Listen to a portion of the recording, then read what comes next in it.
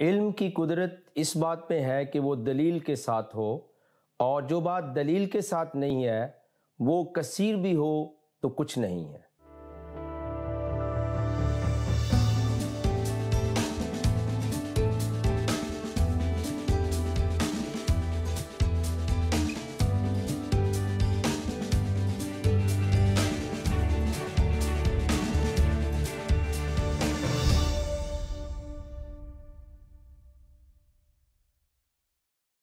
Programme دوستی کا ہاتھ بھائی صدیق کے ساتھ میں ہوں آپ کا میزبان پاسٹر صدیق پال۔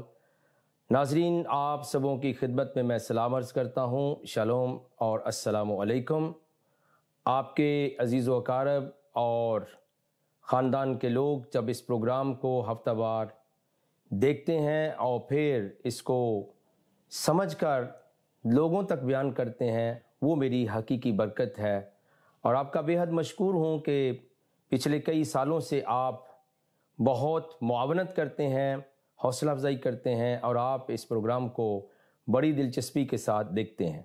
ہمارا اس سلسلہ گفتگو پچھلے ہفتے تھا قرآن سے لے کر قرآن تک، یعنی ایسے معاملات جو قرآن شریف کے اندر بیان ہوئے ہیں، قرآن از خود ان کے بارے میں کیا کہتا ہے۔ اور ہم نے پچھلے ہفتے سورہ بقرہ کے متعلق تمہیدی طور پر آپ سے کچھ عرض کیا تھا، اور پھر یہ بھی بیان کیا تھا کہ اس سلسلہ گفتگو یعنی اس ٹاپک، اس موضوع کی افادیت اور بینیفٹس کیا ہوں گے، یعنی فائدہ کیا ہوگا دونوں طرف کے لوگوں کو۔ اور پھر ہم اس کے ابتدائیہ جو حروف ہیں، الف لام میم، یعنی اس سورت کا آغاز یہاں سے ہو رہا ہے، 3 لیٹرز ہیں، 3 حروف ہیں، الف لام میم۔ اور جب میں قرآن شریف کو کھولتا ہوں اور اس کو سمجھنے کی کوشش کرتا ہوں تو آپ دیکھیے کہ قرآن جو ترجمے کے ساتھ موجود ہے، اس کے جب ہم ان 3 حروف کو پڑھتے ہیں، الف لام میم، ان کا ترجمہ جو ٹرانسلیشن ہے وہ بھی ہے الف لام میم، یعنی ان کی انڈرسٹینڈنگ ہمیں نہیں ملتی ہے کہ ان کا میننگ کیا ہے، ان کا مطلب کیا ہے، ان کا مقصد کیا ہے۔ یہ ایسے ہی ہے جیسے ہم کہیں 1 2 3، تو پوچھنے والا یہ کہے گا کہ اس کا مطلب کیا ہے، تو ہم کہیں گے 1 سے مراد یہ ہے، 2 سے مراد یہ ہے، 3 سے مراد یہ ہے۔ لیکن اگر اس کا جواب یہ دے دیا جائے کہ 1 2 3 1 2 3، تو سائل کو یا مد مقابل کو کچھ بھی سمجھ کے اندر نہیں آئے گا۔ لیکن ہم قرآن شریف کی ان 3 حروف کی باتوں کو آپ کے ساتھ پیش کرتے ہیں کہ انہیں بیسیکلی حروف مقطعات کہا جاتا ہے۔ حروف مقطعات یعنی یہ علیحدہ علیحدہ پڑھے جانے والے حروف ہیں، جیسے میں نے پڑھا الف لام میم، اور پھر ان کے اندر کوئی پیغام نہیں ہے انسانوں کے لیے۔ جیسے میں نے مثال کے طور پہ عرض کیا، اگر کوئی بندہ یہ کہے 1 2 3 اور دوسرا شخص یہ پوچھے اس سے کیا مراد ہے، اور اس کا جواب وہ پھر یہ دے دے 1 2 3، تو یہ بات کبھی بھی پوری زندگی اس کو سمجھ کے اندر نہیں آئے گی۔ اسی طرح یہ الف لام میم جو ہیں، یہ علیحدہ علیحدہ پڑھے جانے والے حروف ہیں، اور ان کے اندر کوئی پیغام نہیں ہے بنی نوع انسان کے لیے، اور ان کے معنی کے بارے میں کوئی مستند روایت جو ہے وہ موجود نہیں ہے، یعنی صحیح ترین جو روایت ہے وہ موجود نہیں ہے، بلکہ ہر کسی کا اختلافی بیان ہے۔ اور اگر انٹرپریٹر یا تفسیر کرنے والے لوگ زیادہ سے زیادہ کہتے ہیں تو وہ آخر میں یہ کہتے ہیں واللہ عالم، اللہ ہی بہتر جانتا ہے۔ لیکن کئی لوگ اس کے اندر اضافت کرتے ہیں واللہ عالم بالرسول، کہ اللہ بہتر جانتا ہے اور رسول بہتر جانتا ہے۔ اگر رسول اسلام بہتر جانتے ہوتے تو یقیناً وہ اپنی زندگی کے اندر ان الفاظ کے معنی بتاتے لوگوں کو۔ اور پھر یاد رکھیے کہ ان کے بارے میں کوئی مستند روایت موجود نہیں ہے، اور ان حروف مقطعات کو سمجھنے کے لیے، انڈرسٹینڈنگ کے لیے ڈسکنیکٹڈ لیٹرز بھی کہا جاتا ہے، کہ کوئی ربط نہیں ہے، کوئی ان کے اندر میننگ نہیں ہے۔ اور پھر ڈس جوائنٹ لیٹرز، یہ آپس میں جڑے ہوئے نہیں ہیں، مربوط نہیں ہے، بلکہ علیحدہ علیحدہ لیٹرز ہیں۔ اور پھر بعض دفعہ ان کو مسٹیریس لیٹرز بھی کہا جاتا ہے، اور کئی دفعہ ان کو میننگ لیس ورڈز بھی کہا جاتا ہے۔ اب یہ بڑا زبردست بیان ہے کہ یہ قرآن شریف کی ابتدائی صورت تو سورہ فاتحہ ہے، جس کے لیے میں نے پچھلے پروگرام میں عرض کر دیا تھا کہ اس سے ہم قرآن تک کے موضوع کا آغاز نہیں کر رہے، اس لیے کہ اس کے مناسبت سے میرے کئی لیکچر موجود ہیں، ہفتہ وار پروگرام، اور اس کا نام ہے صراط مستقیم اور اہل انعام۔ لیکن یہ جو دوسری سورہ کا آغاز ہو رہا ہے، یہ بڑی سب سے سورہ ہے، تو اس کی جو 3 حروف ہیں ان کے متعلق میں آپ سے بیان کر رہا ہوں کہ یہ ان کے میننگز نہیں ہیں، ان کو کچھ جانتا نہیں ہے، اور اگر زیادہ کہا جائے تو واللہ عالم، اللہ بہتر جانتا ہے۔ تو اللہ نے ناظرین قرآن شریف جو ہے اسلامی عقیدے کے مطابق بنی نوع انسان کی ہدایت کے لیے اپنا پیغام اس کے اندر دے کر بھیجا ہے۔ تو وہ ان 3 لیٹرز میں کوئی پیغام نہیں ملتا ہے، بس وہی بات ہوگی جو میں نے ابتداً عرض کی کہ الف لام میم، الف لام میم، یعنی ان کی ریڈنگ بھی وہی ہے، ان کا ترجمہ بھی وہی ہے، اور ان کا مطلب اور معنی بھی وہی ہے۔ لیکن علمی بساط کو بڑھانے کے لیے، اور یہ قرآن شریف میں کوئی 29 صورتوں کے آغاز میں استعمال ہوئے ہیں، ان کا تکرار بھی موجود ہے۔ تکرار سے مراد یہ ہے کہ یہ الفاظ ایک سے زیادہ بار بھی آئے ہیں، لیکن کم و بیش قرآن شریف میں 29 صورتوں کے آغاز میں استعمال ہوئے ہیں، اور ان کے معنی جیسے میں نے عرض کیا کہ سوائے خدا کے کوئی نہیں جانتا ہے۔ حالانکہ خدا کا کلام انسان کو اس لیے دیا جاتا ہے کہ وہ اللہ کے الہی پیغام کو سمجھ سکے، لیکن ہم قرآن شریف کی کچھ آیات کا یہاں تذکرہ کریں گے جہاں پر یہی مقصد قرآن میں بیان کیا گیا ہے کہ بیسیکلی اگر خدا کا کلام ہے تو وہ کس لیے؟ خدا کے لیے نہیں ہے، وہ خدا کی طرف سے انسان کے لیے ہے، اور اس کلام کے اندر خدا کا پیغام ہے انسان کے لیے جس کو وہ سمجھے گا۔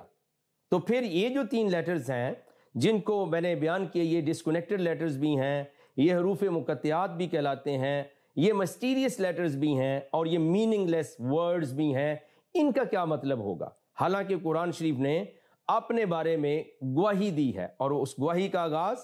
ایک سورت ہے، اور اس کا نام بنی اسرائیل کے ایک پیغمبر کے نام کے ساتھ منسوب ہے۔ حضرت یوسف علیہ السلام کے نام سے وہ سورت منسوب ہے، جو کہ حضرت یعقوب علیہ السلام کے بیٹے ہیں۔ 12ویں سورہ ہے قرآن کی، اور اس کے اندر دیکھتے ہیں کہ مقصد قرآن کا جو نازل کرنے کا تھا وہ کیا تھا، اور یہ جو 3 حروف ہیں پھر ان کے جو معنی اور مطالب ہیں ہم وہ کیسے جان سکتے ہیں؟ تو یہاں پر یہ لکھا ہے سورہ یوسف 12ویں سورہ اور اس کی دوسری آیت میں، اِنَّا أَنزَلْنَهُ قُرْآنًا عَرَبِيًّا لَعَلَّكُمْ تَعْقِلُونَ، ہم نے اس قرآن کو عربی میں نازل کیا ہے تاکہ تم سمجھ سکو۔ اب یہ قرآن کی خود گواہی ہے کہ قرآن کا نزول جو ریویلڈ ہوا ہے قرآن، وہ کس لیے ہوا ہے کہ لوگ اس کو سمجھ سکیں، اور کس زبان میں آیا ہے؟ یہ عربی میں آیا ہے۔ تو میں نے تو عربی کے 3 حروف آپ کو پڑھ کے سنائے ہیں، الف لام میم، یہ حروف تہجی جو ہیں، یہ لیٹرز جو ہیں وہ عربی کے ہیں، لیکن ان کا کوئی مقصد نہیں، کوئی معنی نہیں ملتا ہے، کوئی انڈرسٹینڈنگ نہیں ملتی ہے۔ تو حالانکہ قرآن شریف نے گواہی دی اپنے بارے میں کہ یہ کس کے اندر نازل کیا گیا ہے؟ عربی کے اندر نازل کیا ہے تاکہ تم سمجھ سکو، اور اس کی جو ٹرانسلیشن ہے وہ یہ، lo we have revealed it a lecture in Arabic that you may understand۔ اب قرآن شریف تو یہ گواہی دے رہا ہے کہ اس کو عربی کے اندر نازل کیا ہے اس لیے تاکہ تم سمجھ سکو۔ لیکن پیارے ناظرین، الف لام اور میم کو کیسے ہم سمجھیں گے؟ کیونکہ یہ حروف مقطعات ہیں، اور یہ کہاں ہیں؟ قرآن کی پہلی بڑی سورہ، یعنی جو دوسرے نمبر پہ ہے، لیکن طویل ہونے کے اعتبار سے یہ سب سے بڑی سورہ ہے۔ اس کے آغاز میں یہ 3 الفاظ لکھے ہیں۔ اگر بالفرض کوئی قرآن کا متلاشی ہے، کوئی ریسرچ کرنا چاہتا ہے، کوئی اس کو پڑھنا چاہتا ہے، کوئی اس کو سمجھنا چاہتا ہے، یہ بات بڑی حوصلہ مندی کے ساتھ سننے والی ہے، اور وہ انہی سے آغاز کرتا ہے، الف لام میم، اور اس کا وہ ترجمہ پوچھتا ہے، معنی پوچھتا ہے، اور کوئی اس کو بتانے والا نہیں ہے. اور جیسے میں نے عرض کیا تھا کہ کوئی مستند روایت بھی نہیں ہے کہ ان حروف کے اوپر کچھ بھی ایسا نہیں کہا گیا جس کو ہم یقین کامل کے ساتھ قبول کر سکیں. تو یہ سورہ یوسف کی گوئی ہے بیسیکلی. تو یہ قرآن اس لیے نازل ہوا تھا تاکہ لوگ اس کو سمجھ سکیں. لیکن ایک طالب علم جو پڑھنا چاہتا ہے اور عین ممکن ہے وہ مسلمان نہ بھی ہو, کوئی اور مذہب کا ماننے والا ہو, اور اس کو کوئی مسلمان ہی دعویٰ دے دے اور یہ 3 حروف جب آئیں گے تو اس سے آگے وہ کیسے بڑھے گا؟ اور یہ میں نے پورے وثوق کے ساتھ عرض کیا ہے کہ اس کا نہ تو قرآن شریف کچھ بتاتا ہے اور نہ ہی کوئی مستند روایت موجود ہے جس کو بالکل 100% یقین کے ساتھ قبول کر لیا جائے. آئیے تھوڑا سا میں اس کے لیے عرض کر دیتا ہوں. اور اس وقت جو کتاب میرے ہاتھوں میں موجود ہے یہ تفہیم القرآن ہے, جلد اول ہے, اور سید ابو الاعلیٰ مدودی علیہ الرحمہ کی یہ لکھی ہوئی ہے. اس کے اندر ہم کوشش کرتے ہیں جاننے کی کہ یہ جو معاملہ ہے قرآن شریف کے اندر سورہ البقرہ کے حوالے سے اور حروف مقطعات کے حوالے سے, اس کے بارے میں مولانا مدودی علیہ الرحمہ کا بیان کیا ہے. پیج نمبر ہے 49 اور یہاں پہ لکھا ہے یہ حروف مقطعات قرآن مجید کی بعض صورتوں کے آغاز میں پائے جاتے ہیں.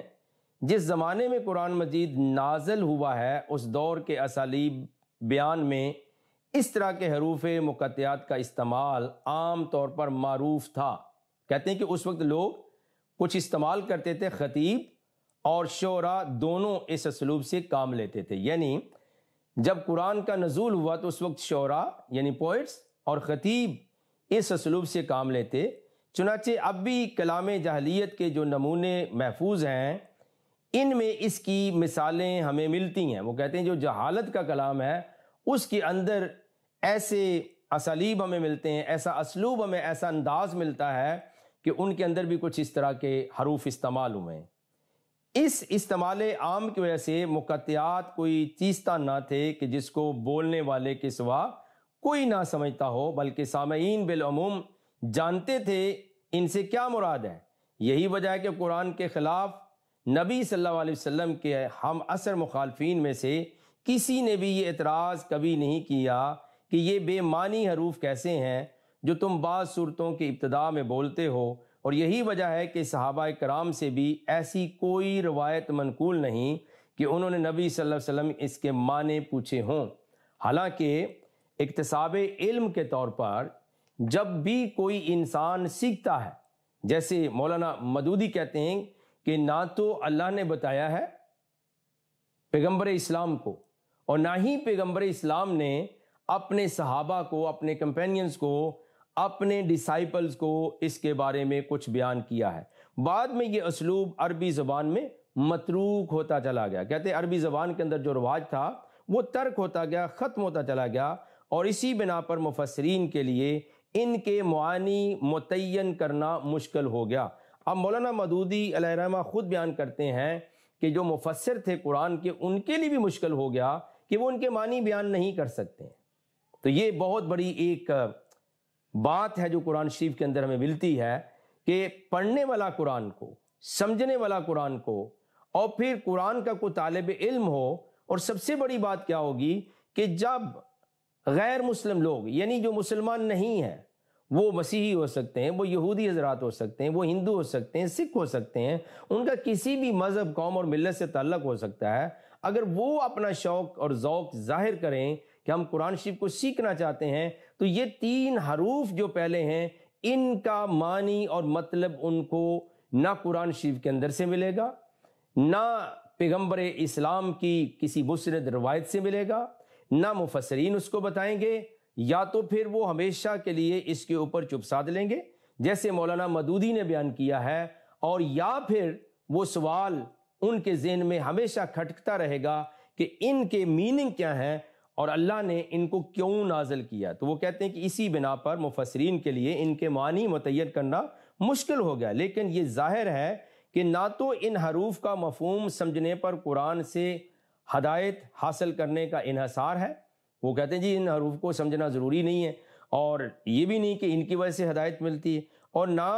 یہی بات ہے کہ اگر کوئی شخص ان کے معنی نہ جانے گا تو اس کے راہ راست پانے میں کوئی نقص رہ جائے گا، لہٰذا ایک عام ناظر کے لیے کچھ ضروری نہیں کہ وہ ان کی تحقیق میں سرگرداں ہو۔ اب یہ معاملہ جو ہے یہ مولانا مودودی علیہ الرحمہ نے بیان کر دیا ہے کہ اگر آپ قرآن کی ریسرچ کرنا چاہتے ہیں، اگر آپ قرآن کو پڑھنا چاہتے ہیں تو یاد رکھیے ان حروف کا معنی جاننا، ان کے اوپر ریسرچ کرنا کسی مقصد کا نہیں، اس کا کوئی آپ کو فائدہ نہیں ہے، کیونکہ اللہ نے ان کے معنی نہیں بیان کیے، رسول اسلام نے ان کے معنی بیان نہیں کیے، صحابہ اکرام نے ان کے معنی بیان نہیں کیے، اور حتیٰ کہ مفسرین کی تو بس کی بات نہیں تھی، اور مولانا مودودی بہت بڑے اسکالر اور بڑے عالم ہو گزرے ہیں، انہوں نے بھی اس کو بیان نہیں کیا ہے۔ حالانکہ سورہ یوسف میں ہم نے کیا پڑھا ہے، 12ویں سورہ اور اس کی دوسری آیت میں، کہ اس قرآن کو ہم نے عربی میں نازل کیا ہے تاکہ لوگ اس کو سمجھیں۔ تو how I can understand, how a person can understand, کیسے ایک انسان سمجھ سکتا ہے؟ یہ بظاہری طور پر عام سا معاملہ لگتا ہے، لیکن جو طالب ہیں، جو علم حاصل کرنے والے لوگ ہیں، جو تحقیق کرتے ہیں، وہ صرف نظر نہیں کر سکتے، وہ آنکھیں بند کر کے آگے نہیں جا سکتے ہیں، اور اس کو یوں ہی کنسیڈر نہیں کر سکتے کہ بس یہ حروف مقطعات ہیں، ان کے اندر کوئی پیغام نہیں ہے۔ بھائی کیوں پیغام نہیں ہے؟ اور پھر یہ ڈس جوائنٹ لیٹرز ہیں، پھر یہ مسٹیریس لیٹر ہیں، اور پھر یاد رکھیے یہ میننگ لیس ورڈز ہیں، ان کا کوئی معنی نہیں ہے۔ لیکن ایک طالب علم کے لیے یہ بہت بڑا سوال ہے کہ وہ ان چیزوں کے اوپر بحث کرے، اور ورنہ قرآن نے جو خود گواہی دی ہے کہ یہ قرآن عربی میں نازل کیا گیا ہے تاکہ لوگ اس کو سمجھیں،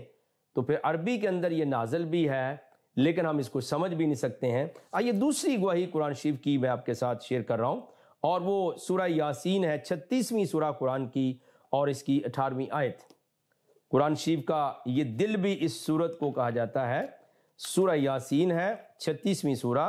اور اس کی آیت نمبر 18 کو، یعنی 18 ورس کو ہم دیکھتے ہیں، اس کے اندر کیا لکھا ہے۔ یہاں پہ لکھا ہے، اور ہمارے ذمے تو صاف صاف پہنچا دینا ہے اور بس، وما علینا الا البلاغ المبین۔ اکثر یہ آیت آپ علماء کرام کو جب وہ اپنا واعظ ختم کرتے ہیں تو اس کے ساتھ بھی اختتام کرتے ہیں کہ وما علینا الا البلاغ المبین۔ اب قرآن شریف نے دوسری بار یہ گواہی دی کہ اور ہمارے ذمہ تو صاف صاف ہے، مبین طریقے سے، بین طریقے سے پہنچانا ہے۔ تو اگر یہ تین حروف جو ہیں، یہ پھر کیسے ہم اس میں